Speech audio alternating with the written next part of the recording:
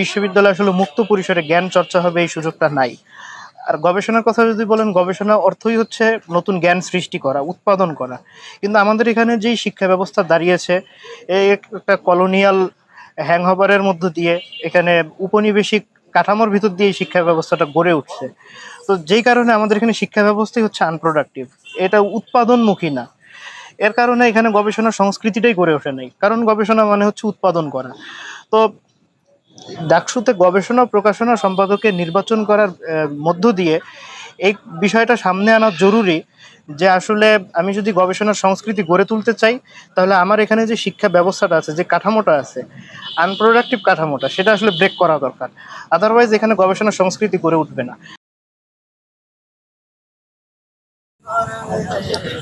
সুপ্রিয় দর্শক মণ্ডলী, আমাদের সাথে আছেন মোহাম্মদ আরাফাত ইমরান, ডাকসুর গবেষণা প্রকাশনা সম্পাদক হিসেবে পদপ্রার্থী। তো আমরা আজকে তার সাথে কথা বলবো যে ডাকসু নিয়ে আপনার ভাবনা কি, যদি আমার সাথে শেয়ার করেন। ডাকসু নিয়ে আমার ভাবনা যদি আমি খুব সংক্ষেপে বলতে চাই, তাহলে প্রথমত বলি যে আমার ডাকসু নির্বাচন করার উদ্দেশ্যটা আসলে কি। উদ্দেশ্য হচ্ছে, আপনি যদি বিশ্ববিদ্যালয়ের কাঠামোটা দেখেন, তাহলে দেখবেন এখানে আসলে শিক্ষার্থীদের হাতে ক্ষমতা নাই বললেই চলে, তাদের প্রতিনিধিত্ব নাই বললেই চলে, সিন্ডিকেটে তাদের প্রতিনিধি নাই। ডাকসুর মধ্যেও দেখবেন যে শিক্ষার্থীরা ভোট দিয়ে তাদের প্রতিনিধি নির্বাচন করছে, কিন্তু আসলে ক্ষমতা থাকে কিন্তু ভিসির হাতে, শিক্ষার্থীদের হাতে ক্ষমতা থাকে না। তো আমি ডাকসু নির্বাচনের মাধ্যমে শিক্ষার্থীদের এই বার্তাটা দিতে চাই যে যদি শিক্ষার্থীদের হাতে ক্ষমতা প্রতিষ্ঠিত না হয়, তাহলে আসলে তাদের কোনো সমস্যারই সমাধান হবে না। আবাসন সংকট থেকে শুরু করে যাবতীয় খাদ্য সংকট, যাই বলেন না কেন, এটা ঠিক তখনই সমাধান করা যাবে যখন আসলে শিক্ষার্থীদের হাতে ক্ষমতাটা থাকবে। প্রশাসনের উপরে ডিপেন্ডেন্সি থাকলে আসলে এটা সমাধান করা সম্ভব না। এই জন্য আসলে শিক্ষার্থীদের হাতে ক্ষমতাটা প্রতিষ্ঠা করা দরকার। এভাবে বিশ্ববিদ্যালয়ের একটা গণতান্ত্রিক সংস্কার প্রয়োজন। এছাড়া অন্য কোনোভাবে আসলে এখানে শিক্ষার্থীদের সমস্যার সমাধান করা সম্ভব না। এটা হলো আমার ডাকসু নির্বাচন করার লক্ষ্য, এই বার্তাটা দেওয়া। তারপর শিক্ষার্থীদের ভিতরে এই আগ্রহটা তৈরি করা বা এই উদ্দীপনাটা তৈরি করা যে আসলে তাদের ক্ষমতাটা কেন দরকার। এই ক্ষমতার মাধ্যমে যে তারা সব কিছু করে ফেলতে পারবে, তাদের প্রতিনিধিত্বটা নিশ্চিত হবে, এটা তাদেরকে বোঝানো, যাতে তারা এই আশটা ফিল করে যে আসলে ক্ষমতা আমার হাতে দরকার, ভিসি বা হল সংসদের প্রভোস্টের হাতে না। এর মাধ্যমেই আসলে তাদের ভিতরে এই আলোড়নটা সৃষ্টি করা। এটা হচ্ছে আমার ডাকসু নির্বাচন করার লক্ষ্য। আর এটাই আমার ভাবনা যে আমি আসলে চাই ডাকসু শিক্ষার্থীদের প্রতিনিধি হোক, এখানে প্রশাসনের হস্তক্ষেপ না থাকুক। এইভাবে যেন হচ্ছে শিক্ষার্থীরা একটা প্রতিবাদী কণ্ঠস্বর হিসেবে নিজেদের উপস্থিত করতে পারে, আর তাদের প্রতিনিধিত্বটা একদম সিনেট পর্যন্ত, হল থেকে শুরু করে সিনেট পর্যন্ত শতাংশ নিশ্চিত হয়। আচ্ছা, যদি আরো স্পষ্ট করে বলি, নির্দিষ্ট করে বলি, সেটা হচ্ছে গবেষণা ও প্রকাশনা সম্পাদক হিসেবে যদি আপনি নির্বাচিত হন, তাহলে আপনি কোন বিষয়গুলো নিয়ে কাজ করবেন? আপনার মেন প্রায়োরিটি কি থাকবে? কোন সমস্যাগুলো আপনি আইডেন্টিফাই করছেন বর্তমানে যেটা সুষ্ঠুভাবে হচ্ছে না, আপনি যদি নির্বাচিত হন তাহলে সেই কাজগুলো করবেন? আচ্ছা, আমি প্রথম বর্ষ থেকেই বিশ্ববিদ্যালয়ের মুক্ত জ্ঞান চর্চার একটা স্কোপ খুঁজতাম, কিন্তু সেটার অভাবও ফিল করতাম যে বিশ্ববিদ্যালয়ে আসলে মুক্ত পরিসরে জ্ঞান চর্চা হবে এই সুযোগটা নাই। আর গবেষণার কথা যদি বলেন, গবেষণা অর্থই হচ্ছে নতুন জ্ঞান সৃষ্টি করা, উৎপাদন করা। কিন্তু আমাদের এখানে যেই শিক্ষা ব্যবস্থা দাঁড়িয়েছে, এই একটা কলোনিয়াল হ্যাংওভারের মধ্য দিয়ে, এখানে উপনিবেশিক কাঠামোর ভিতর দিয়ে এই শিক্ষা ব্যবস্থাটা গড়ে উঠছে। তো যেই কারণে আমাদের এখানে শিক্ষা ব্যবস্থাই হচ্ছে আনপ্রোডাক্টিভ, এটা উৎপাদনমুখী না। এর কারণে এখানে গবেষণার সংস্কৃতিটাই গড়ে ওঠে নাই, কারণ গবেষণা মানে হচ্ছে উৎপাদন করা। তো ডাকসুতে গবেষণা প্রকাশনা সম্পাদকের নির্বাচন করার মধ্য দিয়ে এই বিষয়টা সামনে আনা জরুরি যে আসলে আমি যদি গবেষণার সংস্কৃতি গড়ে তুলতে চাই, তাহলে আমার এখানে যে শিক্ষা ব্যবস্থাটা আছে, যে কাঠামোটা আছে, আনপ্রোডাক্টিভ কাঠামোটা, সেটা আসলে ব্রেক করা দরকার। আদারওয়াইজ এখানে গবেষণা সংস্কৃতি গড়ে উঠবে না। যে গবেষণা টুকটাক হয় বিভিন্ন ডিপার্টমেন্টে, আমি রাষ্ট্রবিজ্ঞানে পড়ছি, সেখানেও গবেষণা টুকটাক হয়, কিন্তু সেই গবেষণাগুলো আসলে পাশ্চাত্যের লেন্স দিয়ে আমার সোসাইটিকে দেখার মতো অবস্থা। সেখানে তারা গবেষণা করে তার তাত্ত্বিক ফ্রেম বলেন বা যা কিছু বলেন, সব কিছু হচ্ছে ওয়েস্টার্ন, সেটা দিয়ে আমি আমার সোসাইটিকে দেখছি, যার কারণে এখানে আসলে আমার সোসাইটি ঠিকভাবে আসলে ধরা দেয় না। একটা ছোট্ট উদাহরণ দিই, আমার ডিপার্টমেন্টের এক শ্রদ্ধেয় শিক্ষক একটা খুব চমৎকার বই লিখেছেন লালনের রাজনীতি নামে। তো তিনি সেখানে লালনকে নিয়ে স্টাডি করেছেন, গবেষণা করেছেন, করে লালনের গানের ভিতরে কিভাবে তিনি হচ্ছে রাজনীতি মনস্ক ছিলেন সেটা তিনি তুলে ধরার চেষ্টা করছেন।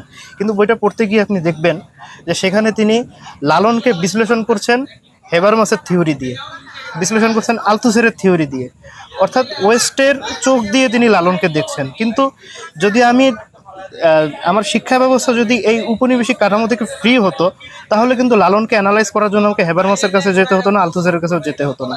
এই সিস্টেমটা আসলে ব্রেক করা দরকার। এজন্য প্রথম বর্ষ থেকে আমি এই তাড়নাটা ফিল করতাম যে আমাদের এখানে এই আমাদের নিজস্ব গবেষণা সংস্কৃতি কিভাবে গড়ে তোলা যায়। সেই জায়গা থেকে আমি নিজে কিছু উদ্যোগ গ্রহণ করেছিলাম। সেগুলো খুব একটা সাকসেসফুল না হলেও সেখান থেকে আমি ব্যাপক সাড়াও পেয়েছিলাম। তো এই ধারাবাহিকতায় আমার কাছে মনে হয়েছে যে আমি গবেষণা ও প্রকাশনা সম্পাদক পদে নির্বাচিত হলে এই বিষয়টা নিয়ে কাজ করতে পারবো, যে আমাদের এখানে নিজস্ব গবেষণা সংস্কৃতি গড়ে তোলার জন্য যে ভূমিকা রাখা সেটা আমি রাখতে পারবো। আচ্ছা, আমরা মানে বিষয়টা পরিষ্কার হলাম।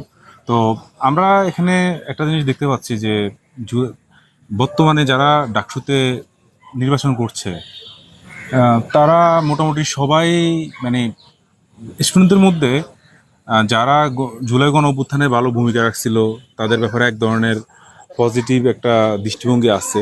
তো জুলাই গণ অভ্যুত্থানে আসলে আপনি কি ধরনের ভূমিকা রাখছিলেন, যদি এটা আসলে আপনি দর্শকদের কাছে পরিষ্কার করেন, আপনার কি ধরনের ভূমিকা ছিল জুলাই গণ আচ্ছা, অভ্যুত্থানে? জুলাই গণ অভ্যুত্থানের ভূমিকা যদি বলতে যাই, জুলাই গণ অভ্যুত্থান নিঃসন্দেহে আমাদের জাতীয় জীবনের জন্য একটা খুবই গুরুত্বপূর্ণ অধ্যায়। এখানে আমরা যারা হলে ছিলাম, দীর্ঘদিন ছাত্রলীগের অত্যাচার নির্যাতন সহ্য করেছিলাম, তো আমাদের স্বতঃস্ফূর্তভাবে আমরা সেখানে অংশগ্রহণ করেছিলাম প্রত্যেকেই। তো আমাদের তখন একটাই লক্ষ্য ছিল যে যেভাবে হোক আমাদের এই নির্যাতন থেকে মুক্তি পেতে হবে।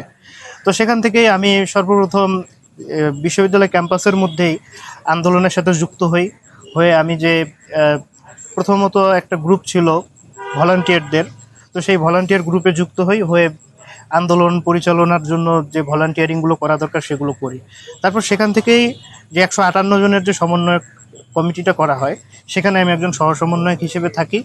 17ই জুলাই যখন আমাদের হল বন্ধ করে দেওয়া হলো, হল বন্ধ করে দেওয়ার পর এখানে এই ভিসি চত্বরে এই পুলিশের গোলাগুলি হলো।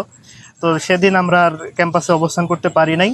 সেদিন আমাকে বাধ্য হয়েই রংপুরে ফিরে যেতে হয়েছে বাসায় গিয়ে আমি রংপুরে খুঁজতে থাকলাম যে এখানে আন্দোলন কারা পরিচালনা করতেছে। তো দেখলাম যে সারা দেশে আন্দোলন হচ্ছে, রংপুরে হচ্ছে না। বিশেষ করে আবু সাইদ ভাইয়ের নিহত হওয়ার পর সেখানে আন্দোলনের পরিবেশটা অনেকটা থমথমে ছিল। তখন আমি খুঁজে খুঁজে বের করলাম কারা সেখানে সমন্বয়ক। তো দেখলাম যে আসলে সেখানে সেভাবে কোনো আন্দোলন গড়ে তোলা সম্ভব হচ্ছে না। তখন আমি তাদের নিয়ে জরুরিভাবে সেখানে আন্দোলন গড়ে তোলার জন্য কাজ করি। সেখানে একটা সমন্বয় কমিটিও তৈরি করা হয়, যদিও সেই কমিটির পরে হচ্ছে ছাত্র অধিকার পরিষদের ভাইয়েরা এসে সেখানে একটু বাধা দেওয়ার ফলে আমাদের কমিটিটা সেভাবে ফাংশন করতে পারে নাই। আমরা পরে তাদের সঙ্গেই সেখানে হচ্ছে একসঙ্গে হয়ে কাজ করেছিলাম। তো রংপুরে এভাবে আন্দোলন গড়ে তোলাতেও আমার একটা ভূমিকা ছিল, যেটা আমি সেখানে আমার সহযোদ্ধাদের নিয়ে করেছিলাম। তো এইভাবে তারপরে তো হচ্ছে 4 আগস্ট রংপুরে যেই আন্দোলন হয়, সেখানে পুলিশের এক ধরনের নীরবতা ছিল। সেখানে আমরা নিজেরাই সামনে থেকে ছাত্রলীগ এবং যুবলীগের সন্ত্রাসীদের সাথে লড়াই করেছিলাম। সেখানে তারা অস্ত্রশস্ত্র নিয়ে এসেছিল, আমাদের হাতে সেরকম কিছুই ছিল না, শুধু লাঠি আর ইট ছিল। কিন্তু তারপরেও আমরা সেখানে লড়াই করেছি, আর সেখানে একটা লিডিং ভূমিকাই আমি রেখেছিলাম। আচ্ছা, তো এখানে আপনার যে পদটা গবেষণা প্রকাশনা সম্পাদক, এই পদে আমরা দেখছি ছাত্রদল, ছাত্র শিবির, মানে কয়েকটা সংগঠন তাদের মানে প্রার্থী দেয় নাই। কারণ হচ্ছে ঢাকা বিশ্ববিদ্যালয়ের একজন নারী শিক্ষার্থী তন্নি, সে আহত হয়েছিল, ওইটার প্রতি সম্মান রেখে ওরা বলছে যে তারা এখানে ওই পদটা খালি রাখছে। তো সেম পদে আপনি নির্বাচন করছেন, তো সেক্ষেত্রে আপনি কেমন ফিল করছেন? এটা আপনার কাছে কি বিব্রতকর মনে হচ্ছে কিনা? একটা বিষয় হলো যে প্যানেলগুলো বাংলাদেশ গণতান্ত্রিক ছাত্র সংসদ, তারপর ছাত্রদল, ইভেন বামপন্থীদের যে প্রতিরোধ পর্ষদ, সেখান থেকে এই পদটা খালি রাখা হয়েছে তন্নি আপুর প্রতি সম্মান জানিয়ে। আমি মনে করি না এটা সম্মান জানানোর খুবই যথার্থ একটা পদ্ধতি, কারণ এটা একটা অগণতান্ত্রিক চর্চা। বরং তার প্রতি সম্মান জানিয়েই এই পদে হচ্ছে প্রতিদ্বন্দ্বী দেওয়া যেত। তন্নি আপু, আমি মনে করি যে এখানে যদি অসংখ্য প্রতিদ্বন্দ্বীও থাকতো, তারপরেও তিনি বিপুল ভোটে জয়ী হয়ে আসতে পারতেন। তার সেই সম্ভাবনা ছিল, কিন্তু প্যানেলগুলো যেভাবে হচ্ছে তার জন্য পোস্ট খালি রেখেছে, এটা আসলে এক ধরনের পপুলিস্ট চর্চা, কোনোভাবে ডেমোক্রেটিক চর্চা না। এভাবে আসলে তন্নি আপুকে কতটুকু সম্মান জানানো হয় আর কতটুকু ছোট করা হয় সে ব্যাপারে আমার সন্দেহ আছে। তন্নি আপুর জন্য আমার শুভকামনা থাকবে। তারপরে হচ্ছে আমি এই পোস্টের জন্য লড়াই করছি, সেই কারণ আমি প্রথমেই বললাম যে প্রথম বর্ষ থেকে আমি এখানে মুক্ত জ্ঞান চর্চার একটা শূন্যতা ফিল করতাম, সেই জায়গা থেকে আমি এই পোস্টটা বেছে নিয়েছি। আমি চেষ্টা করব এই বার্তাটা যতজন শিক্ষার্থীর মধ্যে নিয়ে যাওয়া যায় যে আমাদের এখানে গবেষণার সংস্কৃতি গড়ে তোলার জন্য আসলে মূলগতভাবে এই জায়গায় ফোকাস করা দরকার, যে আমাদের যে ব্যবস্থা গড়ে উঠেছে সেটা আসলে প্রোডাক্টিভ না। আচ্ছা, আপনি কি মনে করেন গণঅভ্যুত্থানের পরে ক্যাম্পাসে যে একটা মুক্ত পরিবেশ তৈরি হয়েছে, সেই মুক্ত পরিবেশে আসলে মানে এখন বর্তমানে গবেষণার জন্য একটা মানে পজিটিভ একটা দিক লক্ষ্য করা যাচ্ছে, এরকম কি মনে করেন আপনি? আমাদের এখন একটা মুক্ত পরিবেশ তৈরি হয়েছে। আমি যদি অভ্যুত্থানের আগের সময়ের কথা বলি, সেই সময় আমাদের একটা পাঠচক্র করতে গেলেই অনেক ভয়ে থাকতে হতো, কখন ছাত্রলীগ এসে বাধা দেয়। এখন সেই ধরনের কোনো বাধা নাই, এখন পর্যন্ত নাই। এই সময়ে মুক্তভাবে জ্ঞান চর্চার একটা ভালো পরিবেশ তৈরি হয়েছে। এই পরিবেশটাকে যদি স্থায়ী করতে হয় তাহলে আসলে শিক্ষার্থীদের এখানে ম্যাসিভ রোলটা প্লে করা দরকার। এটা ডাকসুর মাধ্যমেই সম্ভব, কারণ এর মধ্যে আবার ডাকসু যদি হচ্ছে দলীয়করণের দিকে যায় বা দলীয় আধিপত্য বিস্তারের একটা হাতিয়ার হয়ে ওঠে, তখন কিন্তু এই পরিবেশ আর থাকবে না। এজন্য আমাদের হচ্ছে ডাকসুকে দলীয়করণ, এই দলীয়করণের বিরুদ্ধে একটা অথরিটি হিসেবে দাঁড় করানো। এটাকে কোনোভাবেই দলীয়করণের দিকে নিয়ে যাওয়া যাবে না, তাহলে কারণ যে কোনো দল বলেন যারা হচ্ছে ফ্যাসিজমের চর্চা করতে চায়, তারা আসলে জনগণের মুক্ত বুদ্ধির চর্চাটাকেই ব্যাহত করতে চায়। এটা তাদের জন্য একটা থ্রেট। তো আমরা চাই যে এই ধরনের দলীয়করণের মাধ্যমে বিশ্ববিদ্যালয়ে জ্ঞান চর্চার পরিবেশ ব্যাহত না হোক। তো সেই জন্যই হচ্ছে আমি চেষ্টা করব যে ডাকসুর এই আওয়াজটা, এই ভয়েসটা রেজ করা, যে ডাকসু যেন হয় দলীয়করণ আর ফ্যাসিকরণের বিরুদ্ধে শিক্ষার্থীদের আন্দোলন সংগ্রাম বেগবান করার একটা অথরিটি।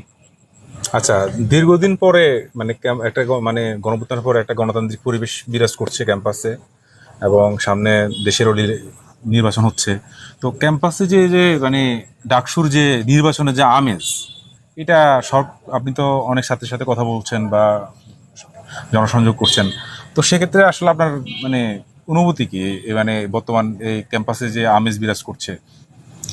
ক্যাম্পাসে যে উৎসবমুখর পরিবেশ বিরাজ করছে এটা দেখে খুবই ভালো লাগছে, যে শিক্ষার্থীরা স্বতঃস্ফূর্তভাবে আলোচনা করছে, সমালোচনা করছে। এই চর্চাগুলো খুবই জরুরি একটা গণতান্ত্রিক পরিবেশের জন্য, যে ওপেনলি এই ডিসকাশনগুলো হচ্ছে, যেটা আমরা আগে কল্পনাই করতে পারতাম না, যে কয়েকজন একসঙ্গে জড়ো হয়ে এই আলোচনাগুলো করছে, রাজনীতির আলোচনা করছে। তো এই চর্চাগুলো এই বিশ্ববিদ্যালয় খুবই জরুরি। বিশ্ববিদ্যালয়ে যদি চর্চাগুলো সংকুচিত হয়ে যায় তাহলে আসলে আমাদের আর করার কিছু থাকে না। তো এই উৎসবমুখর পরিবেশ এটা দীর্ঘস্থায়ী হোক, আমি এটা চাই। আর এই ডাকসুর পরেও যেন এগুলো চর্চা অব্যাহত থাকে, সেটাই আমার কামনা থাকবে। আমি যদি বিভিন্ন সংগঠনের নেতাদের বর্তমান অবস্থা দেখি, যে তাদের মধ্যে যে একটা আন্তরিক সম্পর্ক এখন দেখা যাচ্ছে, এগুলো আসলে রাজনীতির সৌন্দর্য।